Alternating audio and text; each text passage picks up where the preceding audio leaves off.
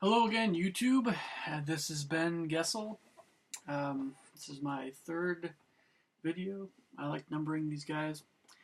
Um, so for this video, I'm going to be discussing a little bit about what I do in music.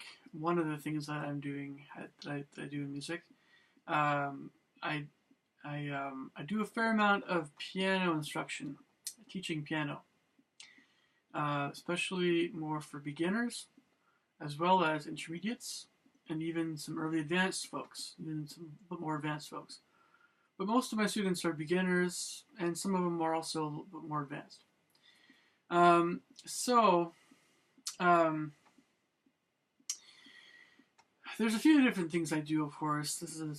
These are things. There are videos that I'll be talking about more in the future that have to do with more uh, the horn. Well, a lot of folks still refer to the horn as the French horn. The music composition, of course. All those kinds of things will be in other videos. This video and other videos in this, I guess you'd say, this video series will be focusing on piano. So I'm going to go through with this video the main methods that I've used for kids, as well as some other thoughts I have on different piano methods. I myself, when I started taking piano lessons when I was 8, from about 8 years old on to about 12 years old, the piano method that I learned piano from was the Bastian piano method. Bastian. And to me, I mean, this method is many other. I mean, this goes without saying. There are a lot of memories I have with this method.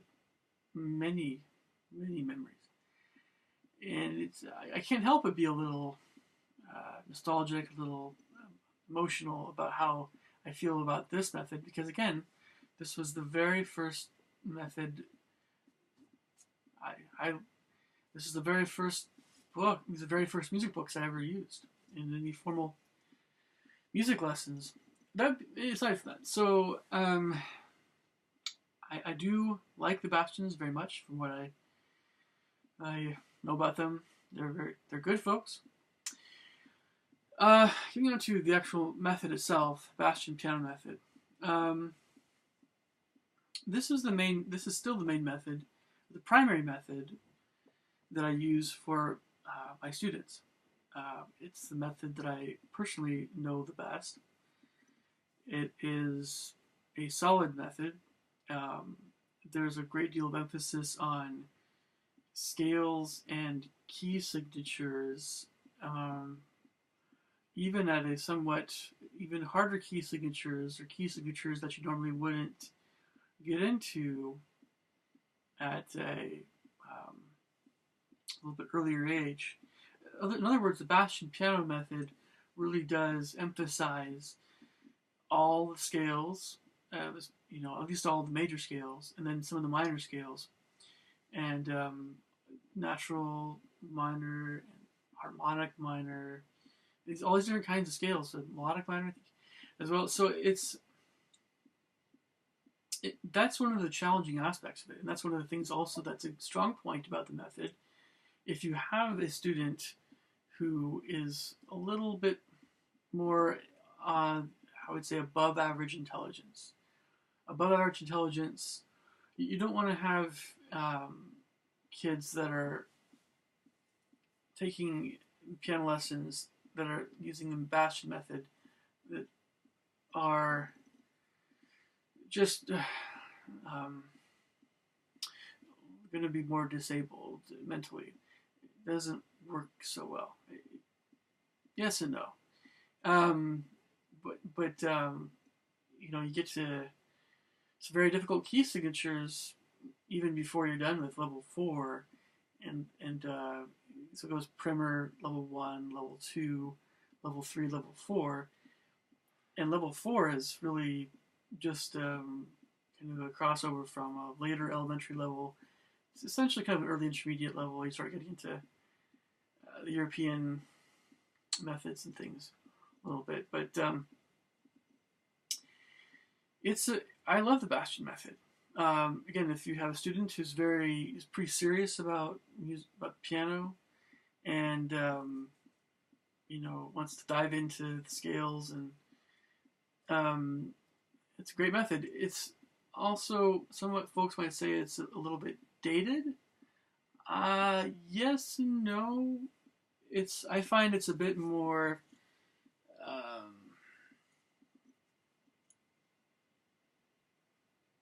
Well, it has a charm about it.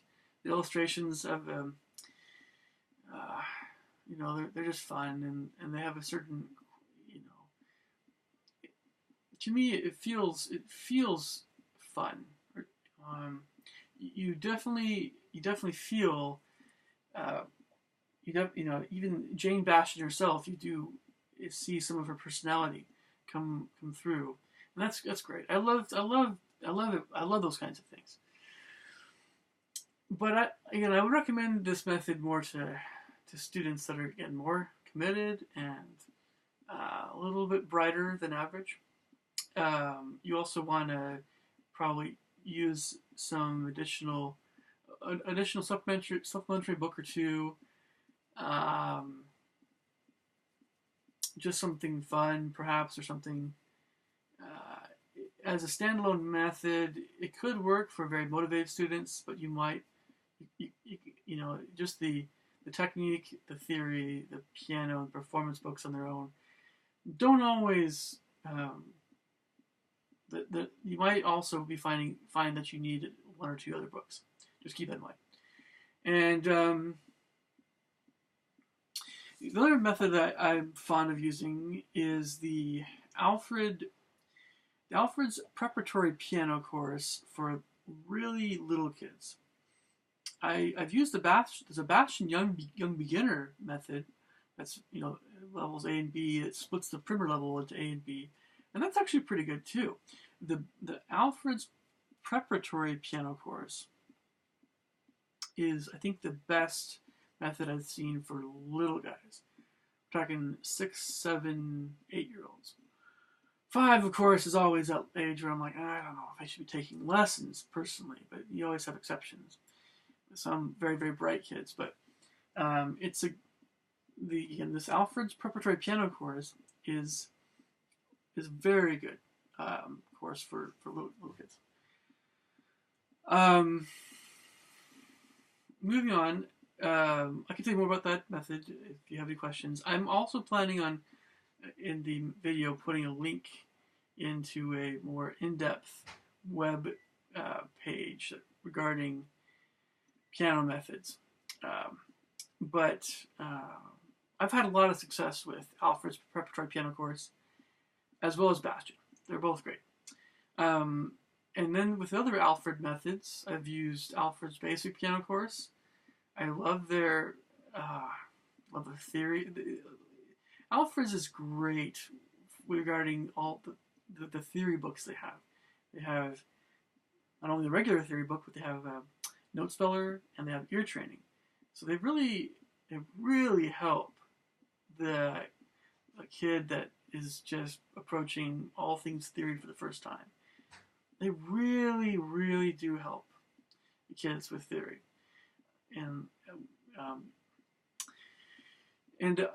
aside from any other method, I often use flashcards with my students. I try to emphasize theory above almost anything else with beginners, and then intermediates and on up, I use more technique and things like that. But definitely for beginners, it's definitely theory.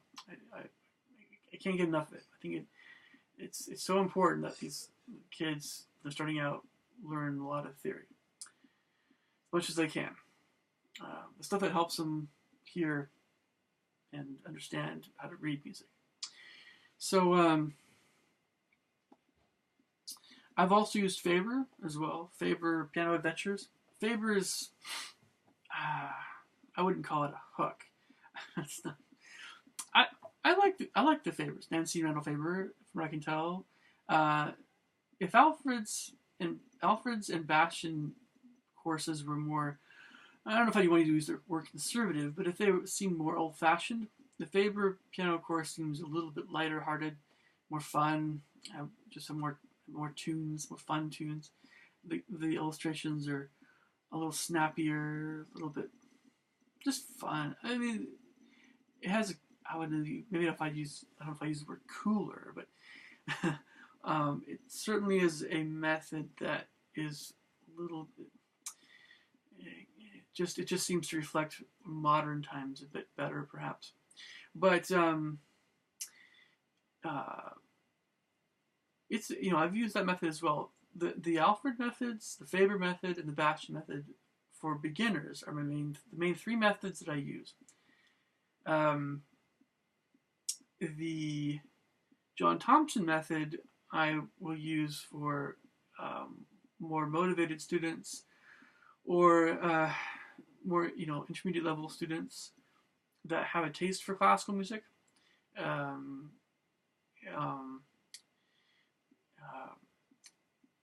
There's a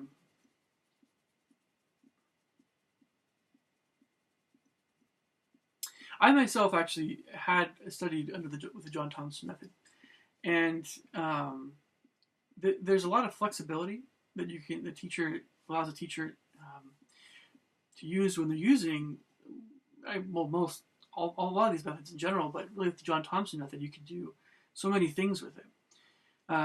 You could spend, for some students, a long time in one piece.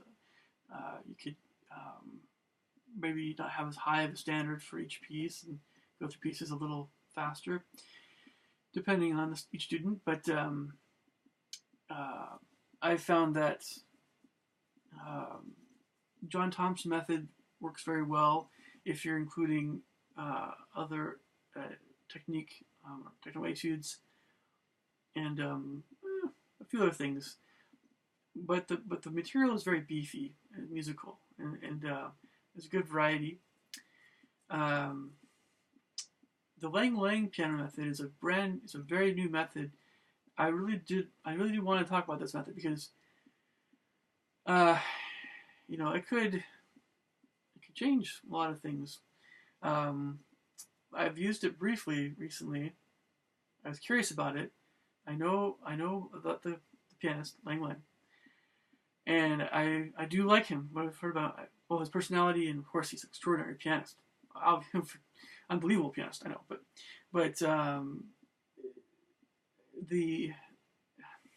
when you're talking about different ability levels, there's always that subjective quality about them. When he says early elementary, it's really he's talking more about something that's a bit more along the lines of early intermediate. But with his 5 different levels for younger players or for less experienced players, you essentially get up to about a mid to later intermediate stage at the end of level 5. But it really is outstanding regarding the repertoire that he includes in that book. And it's also, like the Thompson method, it's very flexible, perhaps even more so. It really is an outstanding method. It's worth looking into. But it's pretty new. So not a lot of folks know about the Lang Lang method yet. Of course, I use Hanon for my intermediate students and advanced students. Hanon's great for, why it's great, the piano teachers. And it's often given a bad rap, or it's just maybe it's overemphasized.